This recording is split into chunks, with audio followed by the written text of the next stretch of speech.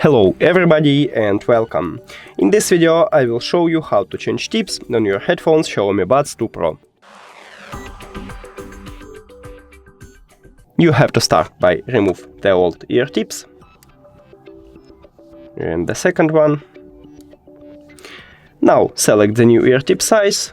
I guess this would be the better for me. And now attach it.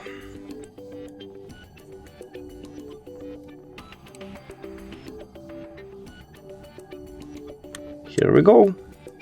And the second one.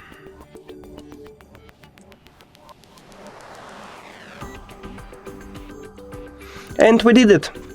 Thank you for watching this video. If you found it helpful, please consider subscribing to the channel and leave the like on the video. It's really important to us. See you later!